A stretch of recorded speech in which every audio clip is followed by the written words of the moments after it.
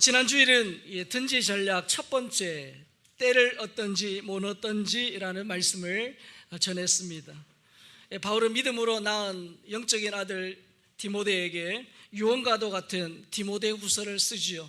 그 성경에서 디모데후서에서 엄중히 명령합니다.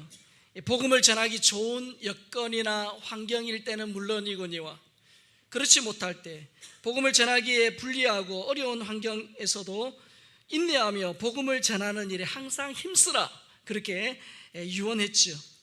자, 이런 바울의 유언은 너희는 천하에 다니며 만민에게 복음을 전파하라 라는 예수님의 이 마지막 당부, 마지막 유언과도 일맥상통합니다. 자, 예수님만이 나의 구원자시다, 그리고 예수님만이 나의 인생의 주인이시다 라는 이 분명한 사실을 말로 선포하고 삶으로 보여주는 것, 말로 선포하고 삶으로 보여주는 이것이 우리 성도의 의무이자 우리만 할 수 있는 특권이다 라고 말씀드렸습니다. 저는 바라기는 우리 예수님과 바울의 엄중한 명령에 복음 전파의 사명자로 우리가 또 우리 자녀들이 쓰임받을 수 있기를 주의 이름으로 축복합니다. 자, 오늘은 이 든지 전략 두 번째입니다. 오늘 읽은 빌립보서는 이 바울이 감옥에서 쓴 네 편의 이 편지인 옥중서신 중에 하나지요. 자, 옥중서신으로 불리는 이 네 편의 성경이 무엇인지 아시죠? 아시지요? 뭐야 하시는 분들, 제가 좀 쉽게 외울 수 있는 방법을 알려드리겠습니다. 자, 여러분, 빌립보서 쓸 때 바울은 이 자유의 몸이 아니었죠. 감옥에 있습니다. 가택연금되어 있는. 그러니까 힘들었겠죠. 그래서 에골빌빌 했다. 에골빌빌, 에베소서, 골로새서, 빌립보서, 빌레몬서, 이 네 권의 서신이 옥중서신이다. 에골빌빌. 그러면 좀 외우기 쉬울 거예요. 자, 빌립보서는 바울이 자신을 지키는 이 군인들과 로마의 어느 셋집에 가택연금되어 있을 때 빌립보 교인들에게 쓴 편지지요. 자, 여러분, 바울이 빌립보에 가게 된 배경 아시죠? 바울 일행이 제2차 선교여행, 저건 또 무슨 말이야? 그런 분들은 2학기에 어성경 신약편을 합니다. 그거 들으시면 확실하게 아시게 될 거예요. 자, 바울이 제2차 선교여행길에 오릅니다. 제2차라는 것은 1차가 있었다는 얘기죠.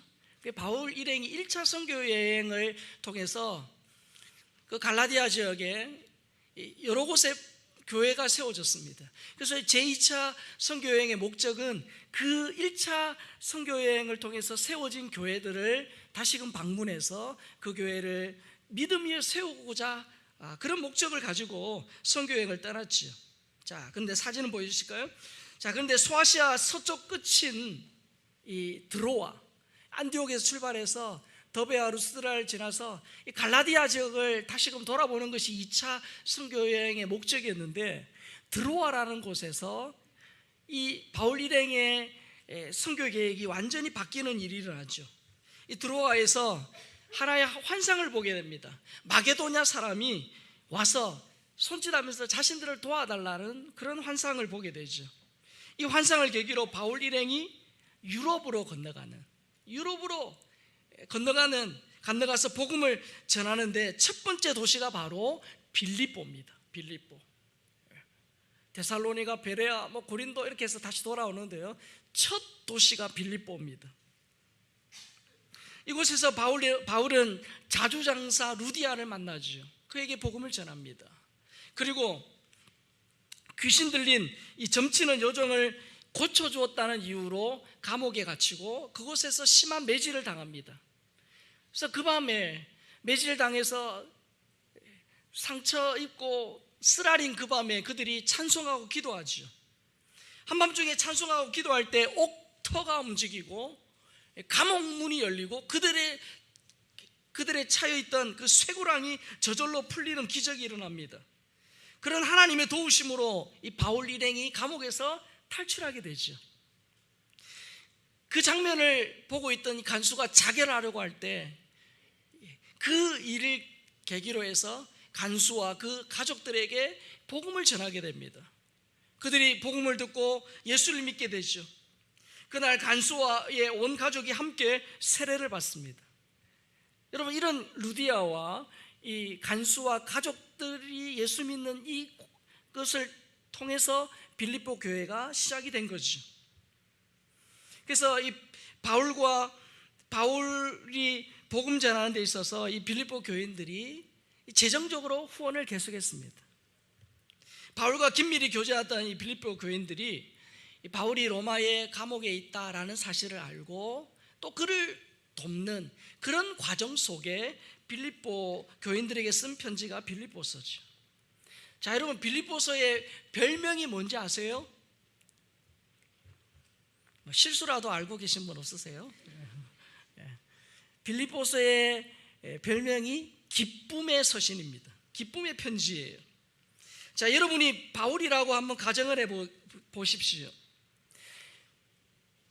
바울이 지금 빌립보서를 쓸 당시에는 기뻐할 수 없는 그런 상황이에요. 자, 그런데 여러분, 빌립보서에는 이 기쁨이라는 단어가 명사형, 동사형을 합쳐서 10번 이상 나와요. 자, 대표적인 구절이 빌립보서 4장 4절인데요. 같이 한번 읽겠습니다. 주 안에서 항상 기뻐하라. 내가 다시 말하노니 기뻐하라. 지금 바울은 이 빌립보서 쓰고 있을 당시에 가택연금 되어 있습니다.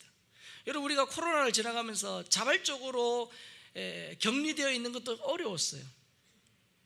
그런데 지금 바울은 그 집 밖을 나가지 못하는 그런 상황입니다. 그런데 신약 성경 중에 빌립보서에 기쁨과 감사라는 단어가 가장 많이 나와요.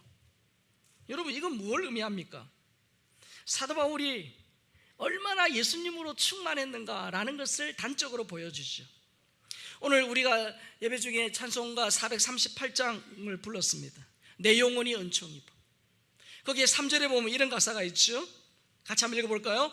높은 산이 거친 들이 초막이나 궁궐이나 내 주 예수 모신 곳이 그 어디나 하늘나라. 높은 산, 거친 들, 초막, 궁궐, 그게 중요한 게 아니고 내 주님 모신 그곳이 하늘나라라는 거죠. 여러분, 바울 안에 계신 예수님과 깊은 교제로 바울의 믿음이 충만할 때, 예수님으로 충만할 때 그 육신의 한계와 환경의 그 장벽을 뛰어넘고 그의 심령 속에 기쁨이 넘쳤다는 거예요.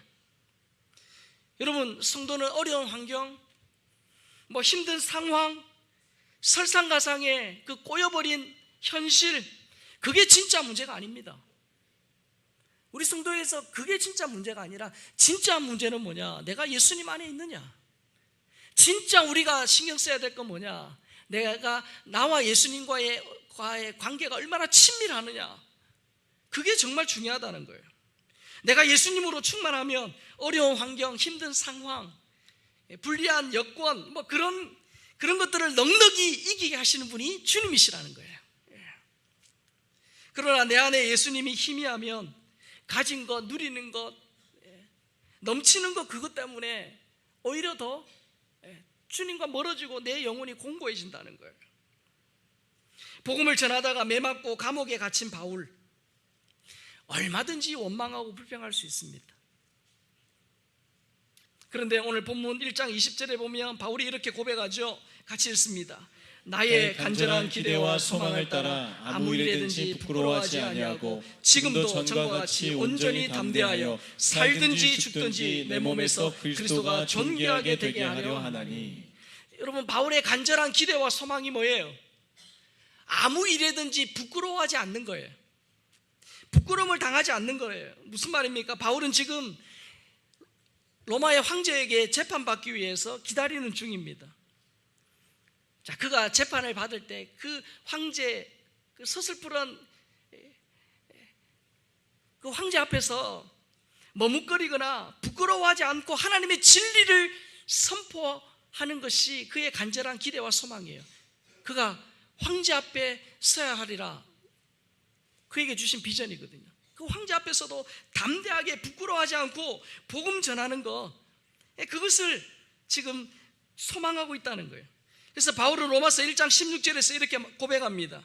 내가 복음을 부끄러워하지 아니하노니 이 복음은 모든 믿는 자에게 구원을 주시는 하나님의 능력이 됨이라. 먼저는 유대인에게요 그리고 헬라인에게로다. 바울은 그리스도를 전하는 그 일을 부끄러워하지 않겠다.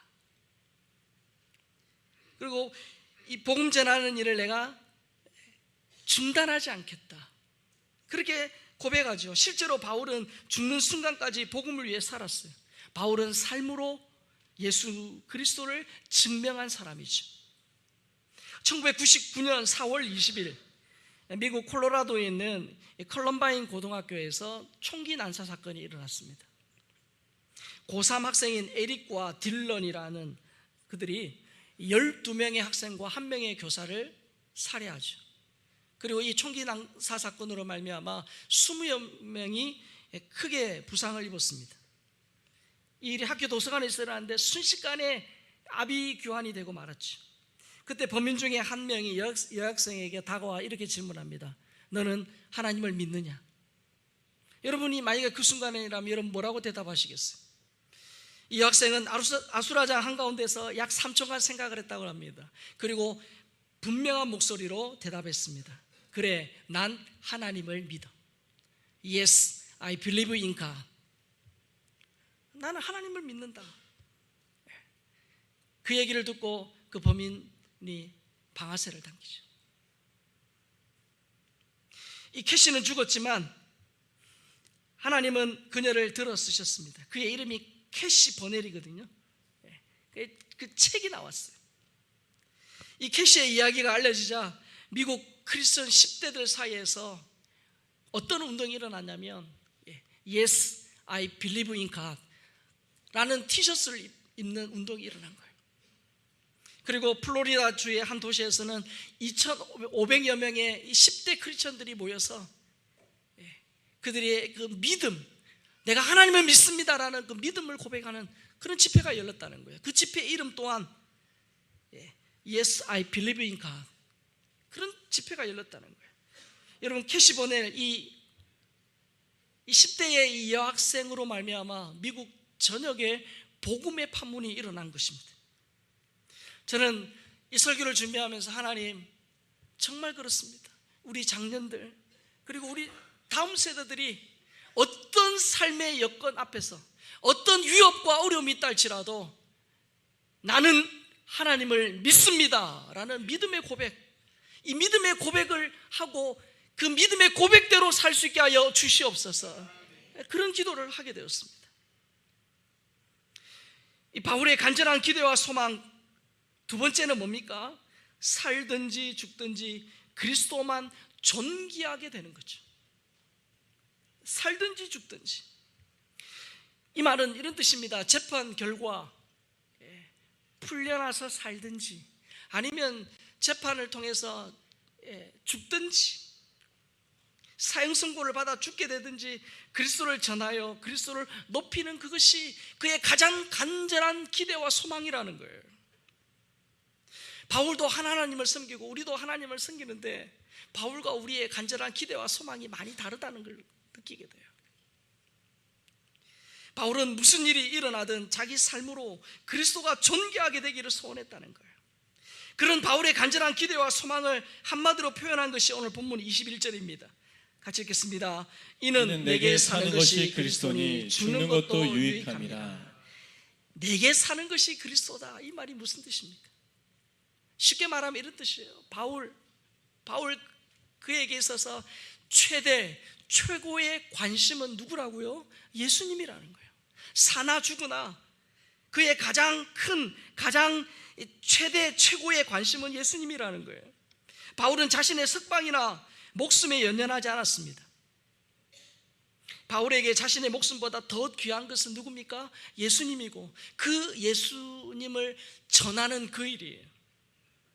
그리스도를 최우선 가치에 두고 살았던 바울에게 죽음도 유익하다 그러죠. 이게 무슨 말입니까?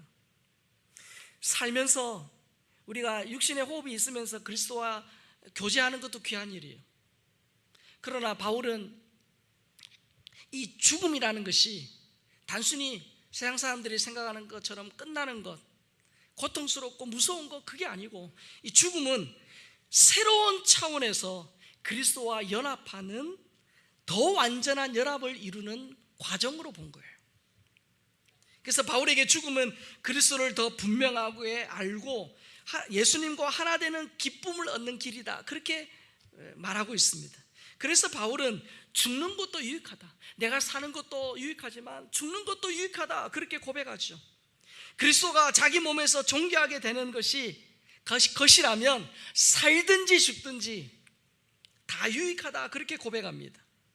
여러분, 바울이 지금 죽음이 유익하다라고 말하는 것은 현재의 삶을 무시하거나 죽음을 미워하는 게 아니에요. 그가 지금 너무 고통스럽기 때문에 그것을 회피하기 위해서 하는 얘기도 아닙니다. 무슨 뜻입니까? 살든지 죽든지 내 삶의 처음과 중간과 끝이 그리스도다. 내 인생에 있어서 가장 귀한 분은 주님이시다. 내가 예수님 안에서 복음의 은혜를 누리며 예수님을 내 삶의 최우선 가치로 살아간다라는 믿음의 고백이에요.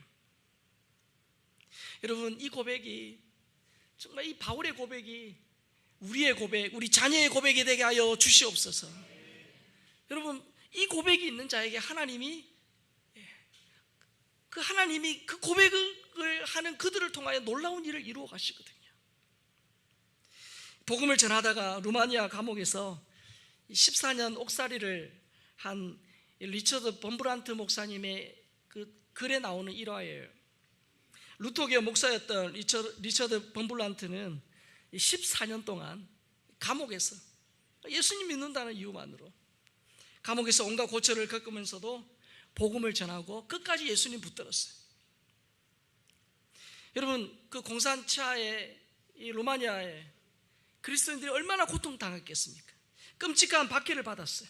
수많은 박해와 고난의 이 가시밭길에서도 그들은 끝까지 주님을 배반하지 않고 십자가의 길을 걸어갔어요. 결국 공산당원들은 이 예수 믿는 사람들의 길을 꺾어놓기 위해서, 본때를 보여주기 위해서 이 골수분자 크리스찬 40명을 색출해서 그들을 잔혹한 고문을 하기로 했습니다. 추운 겨울 꽁꽁 얼어붙은 호수로 그들을 끌고 가요. 그리고 그곳에 40개의 구멍을 뚫습니다. 그리고 그들의 옷을 다 벗기고 알몸으로 그 몸에, 그 물에다가 집어넣는 거죠. 호수 근처에는 불을 피워가지고 따뜻한 물을 데펴서 언제든지 예수 믿는 거 포기하고 그 물에서 나와서 따뜻한 물에로 가라, 그렇게 사람들을 조롱하고 유혹하고 막 그럽니다. 그런데 거기에 있는 어느 누구 한 명도 요동하지 않아요. 죽음의 그림자가 서서히 다가오고 있음에도 불구하고 그 어떤 사람도 꼼짝하지 않습니다. 그 장면을 바라보는 이 집행관들이 오히려 당황하죠. 도대체 어떻게 이런 일이 일어날 수 있느냐? 저들의 믿음이 무엇이기에 이런 일이 일어나느냐? 그들이 도저히 이해할 수 없는, 그래서 그들의 마음이 지금 너무 이상한 거예요. 넋을 잃고 그들을 바라보던 한 집행관이 무심코 하늘을 쳐다봅니다. 그런데 그 하늘에서 밝은 광채가 비치면서 놀라운 일을 목격하게 되죠. 천사들이 40개의 이 면류관을 가지고 그리로 지금 내려오고 있는 거예요. 이 집행관이 깜짝 놀라서 이 무슨 일인가 자기의 눈을 비비고 다시 하늘을 쳐다봤는데 여전히 그 광경이 펼쳐지고 있는 거예요. 그런데 이어서 갑자기 이상한 일이 벌어져요. 한 천사가 면류관을 가지고 기쁨으로 내려오다가 갑자기 눈물을 내면서 다시금 하늘로 되돌아가는 거예요. 이 집행관은 반사적으로 호수를 쳐다봤습니다.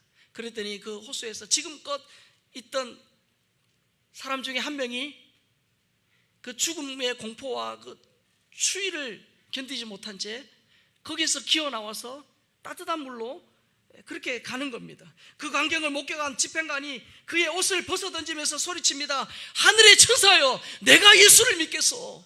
가지 마시고 다시 오시오.